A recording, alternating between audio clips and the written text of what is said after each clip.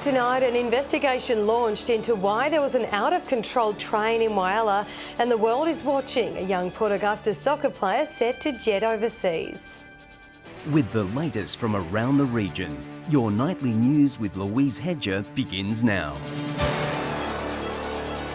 Good evening. An investigation has been launched into an incident at the Whyalla Steelworks on Wednesday, where a train ran for around 6 kilometres without a driver. The Australian Transport Safety Bureau says it will now review logged information and interview those involved, including the driver. Shari Hams has the story. An investigation is now underway into an incident that occurred here at the Whyalla Steelworks just after 10 o'clock Wednesday morning. The Australian Transport Safety Bureau says an empty train operated by Janice and Wyoming Australia, which was being loaded for departure, took off. It then travelled for approximately 6 kilometres through the steelworks without a driver before it could be stopped or secured. In a statement, Cymec Mining says there were no injuries or damage sustained. It now launched interim controls to reduce the risk of it happening again. Investigators will now review data logs, seek information about the remote control system used on the train, as well as interviewing the train driver and other rail personnel. The ATSB will release a full report at the end of the investigation, and those affected will be contacted to ensure safety protocols and determine if there's a critical safety issue. Students at Hawker Area School have experienced life inside a nuclear reactor today as part of a virtual reality simulation. The education session also celebrating the 50th anniversary of the moon landing.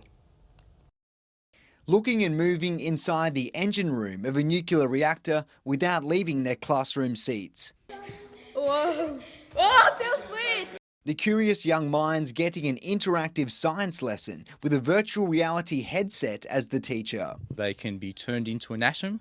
We will send them into the atomic world. They will learn how that we can use atoms to do all sorts of great medical outcomes. The experience dropping Hawker students inside the reactor pool at Anstow's Lucas Heights facility in Sydney.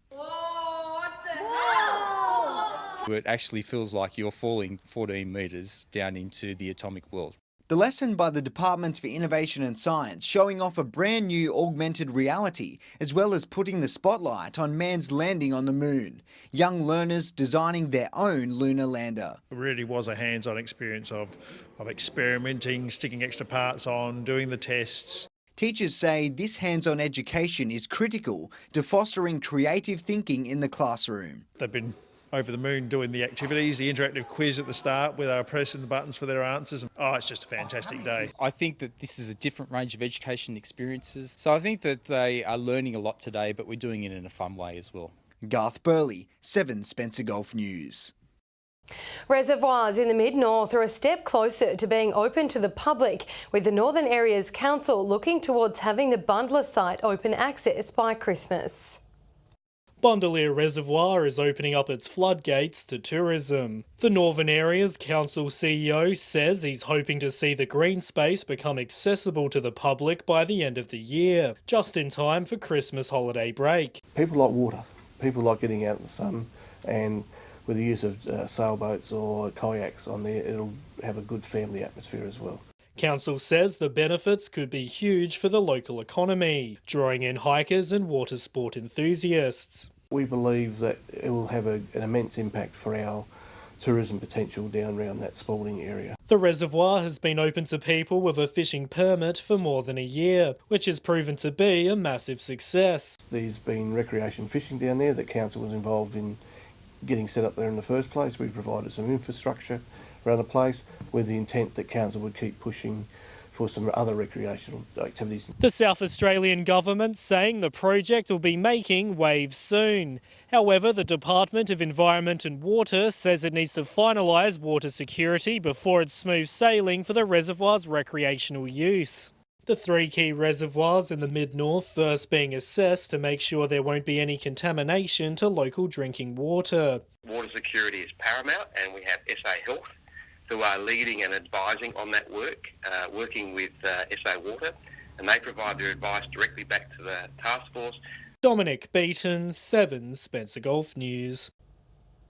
Soccer Port Augusta says its future looks bright after 9 players were selected for representative honours. The young stars will take to the pitch in locations around the country and the world. After years of battling on the field against the boys, Zoe Smith is now starting to reap the rewards of her hard work. The Port Augusta local will soon take her talents to the global stage. I also got picked to go to Fiji and play to represent South Australia for girls. The teenager will fly across the Pacific at the end of November. Until then, it's all non-stop training. Definitely I need to get a lot faster and improve my ball skills and one-on-ones, definitely. Zoe is from a pedigree of stars from Port Augusta United who are making their mark on the pitch. Another 8 players from the club have been selected in the Christian Football Federation stateside to compete in the national championships in September. Of those picked, 3 will also jet to Spain to train with Valencia, including striker Logan Buckley, who hopes his natural skills will turn heads. I think my speed, being quick on the ball. While the opportunity is huge, so too is the travel bill. Most are looking at about $45,000 to $50,000 is the total cost to send all these kids away. The soccer club will be fundraising to try and give the kids the once-in-a-lifetime experience. To get this type of exposure for our regional kids, this is absolutely brilliant. For more information on how to donate, visit the Soccer Port Augusta Facebook page. Garth Burley, 7 Spencer Golf News. Still to come tonight, Whyalla dancers train with some of our country's best and why Port Pirie's foreshore is set to be lit up tonight. Welcome back. Whyalla dancers have received a rare opportunity to participate in an intensive workshop with the Sydney Dance Company. The class hosted ahead of their performance, which will be held at the Middleback Arts Theatre on Saturday night. A big name in contemporary dance right here in Whyalla. An intensive week of workshops working with 16 young dancers and young artists from around the region, giving them a little insight into the way the company works, into our choreographic processes. Dancers ranging from 8 to 29, learning the same repertoire that the company will be performing. Mental tools to produce choreography, to actually build up some movement to share with their parents and friends on the night of the performance. And it's a very rare opportunity for these students. To smaller communities that may not have access to bigger companies like this. So for me, it's really, really powerful and really enriching and really valuable. Like a once-in-a-lifetime opportunity. I mean, if you lived in the city, you probably wouldn't get this type of opportunity. We are so lucky. A peek at the show will be held at 1:15 Saturday afternoon, with these dancers also showing their new moves before the final performance at 7:30. The 2 kind of touch points earlier are free to come to, so we'd love to see people down here. We'd love to have people here supporting the young artists of Whyalla and the next generation of dancers. Shari Hams, 7 Spencer Golf News. Broken Hill's popular airport kiosk will soon reopen and it will have a new owner. Council is developing a new licence agreement and is currently in talks with 2 prospective tenants. A new agreement for the airport kiosk, Council says, is taking off. Had about 4 or 5 interested parties and we've just sort of been dealing with them over the last month or so and we've probably narrowed it down to 2. With the former occupant deciding to move on from the storefront, the kiosk has been closed for over a month. Council has been reworking the licence agreement in an attempt to secure a new tenant. We certainly didn't want to see any downtime or any separation or gap between the old operators and the new, but we recognise that it's not always possible for somebody to mobilise. It says it is trying to turn the airport into a commercial operation such as the waste facility and civic centre. We'll give them, we'll work with a new business in town and give them an opportunity to be able to grow their business and develop that at a small sort of rental. The idea to minimise the impact on ratepayers from previous operational costs. Historically, that airport's cost us probably $300,000 or $400,000 a year to run. On the current budget figures, we look like we might be able to turn a small surplus of about $40,000 or $50,000. A new operator will be announced in the coming weeks. Patrick Reinke, 7 Spencer Golf News. Bold projections will tonight illuminate Port Pirie's foreshore, with the town's silos hosting this year's launch of the Port to Port project, the hour-long art installation part of the South Australian Living Artists Festival. Port Pirie's white silos are a canvas screaming for colour. And tonight, a handful of ambitious touring artists are set to bring them to life with the launch of the Port to Port project. We are doing 17 shows during the month of August, starting right here in Port Pirie. Very, very excited to be starting here. Port Pirie, the first stop on a 2,000-kilometre travelling tour of South Australia's coastline. Buildings and town halls, a ship and a lighthouse.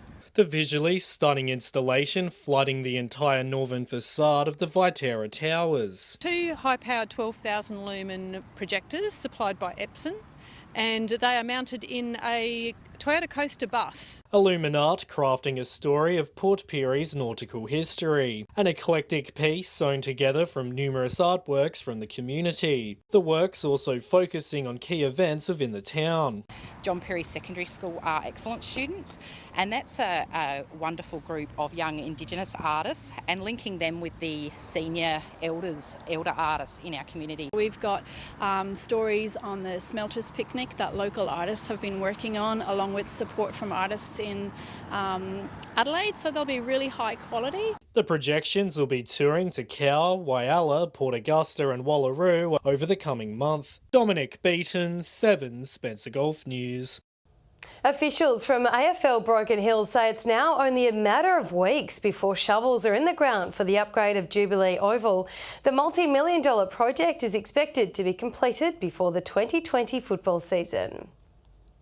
Grand plans soon to be put into action. It's been a long time coming, and the paperwork and the boxes you've got to tick and the approvals you've got to get is absolutely amazing for a project of this size. AFL Broken Hill wants to get underway with the $2.5 million Jube upgrade shortly after the 2019 season ends, with some minor work to commence before the grand final. Stage 1 will involve demolishing a section of the bleachers to create space for new umpire and team change rooms. We then move to the second stage, which is putting a second story on our ground manager's office.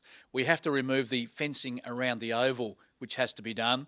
We have to remove the 6 light towers. They have to come out. The third stage is putting a roof over the remaining bleachers, sealing parts of the car park and also replanting sections of the playing surface. That wasn't costed in the original project, but we are trying to trim certain areas that we can release some funds, because some of the oval does need replanning. The game plan is to have everything completed before teams take to the field in 2020. Many aspects of the project can be completed simultaneously. AFL Broken Hill says there are further upgrades planned down the track. It's a matter of scoring funding. We want to have better facilities here, particularly for women's toilets. We need parenting rooms. We need a children's play area. We will be applying for grants again between now and the end of this year. Andrew hopes once the redevelopment is complete, it opens the door to host an AFL pre-season game. Patrick Ryankey, 7 Spencer Golf News. Stay with us after the break. We'll have this week's footy tips and the weather details with Britt.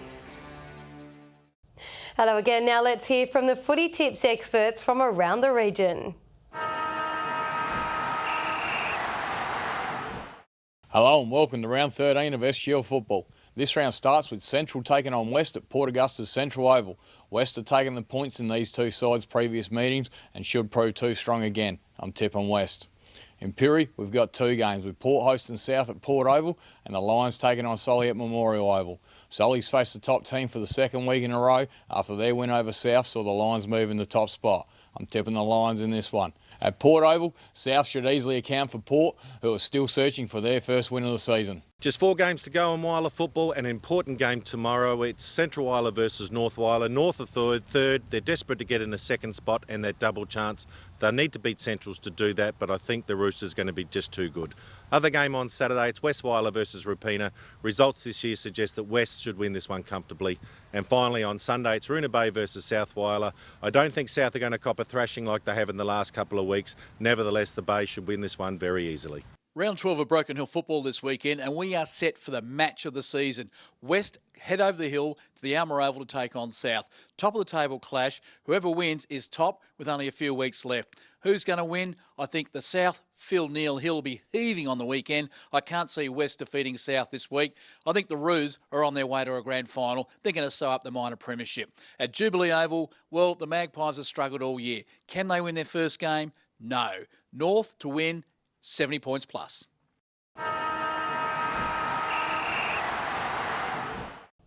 Now for a look at the latest weather details, here's Britt Aylan. And Britt, what's it looking like over the weekend? Well, Louise, it's looking cold tonight, frosty in the morning, but then fine through the weekend and a few degrees warmer into the new week. But I'll have more on that in a moment. First, let's take a look at today. We've had another fine and mostly sunny day across the Spencer Gulf. Port Augusta reached a top of 17 degrees, Port Pirie 16, Whyalla, Port Lincoln and Adelaide all 15, Broken Hill a top of 14 degrees today. To the clouds now, where we can see some cloud trapped under the high south of the Bight. It's been sitting there for most of the week, but will move later tonight and through the weekend. And that broad high will bring some chilly temperatures overnight. Now moving on to tomorrow, which is International Beer Day. I'm glad they've scheduled that one on a Saturday. Now let's start with the Gulf waters. Easterly winds tending northeasterly at 10 to 15 knots and seas at 1 metre. Tomorrow's sunrise will be at 7:12 with the sun due to set at 20 to 6 in the evening. With the overnight low dropping to 1 and 2 degrees in parts of the region, we'll see morning frost about Port Augusta, the mid-north and the west coast. Otherwise looking fine and partly cloudy through the day. Port Augusta with a top of 18 degrees, Woodna expecting a top of 17, Whyalla, Corn and Port Pirie all 16 degrees, 15 the top for Port Lincoln, Broken Hill, Cleve, Kadina and Adelaide, Coffin Bay 14, Clare a top of 13 degrees. Moving further ahead now, Port Lincoln and the Eyre Peninsula looking fine but slightly warmer on Sunday and Monday, with showers expected on Tuesday. Port Lincoln a top of 17 degrees on Sunday, Cleve 18, Woodna 20. Whyalla and the York Peninsula remaining partly cloudy through the weekend and into next week. Port Augusta much the same, but with a sunny day expected on Monday. Whyalla looking at a top of 19 degrees on Sunday, Port Augusta 20, Kadina 16. To the mid-north now and warming up into next week. Looking fine Sunday and Tuesday, bright and sunny on Monday. Broken Hill remaining fine with some partly cloudy days expected. Port Pirie looking at a top of 17 on Sunday, Clare 14 degrees, Broken Hill a top of 15. So it looks like we've got a chilly night ahead, but there are a few warmer days in sight. Have a wonderful weekend. Louise, it's back to you. Still a while to go till the end of winter then. Thanks for that, Britt. And that's your local news this Friday evening. Thanks for joining us this week. We'll have updates later, but until then, enjoy your evening. Good night.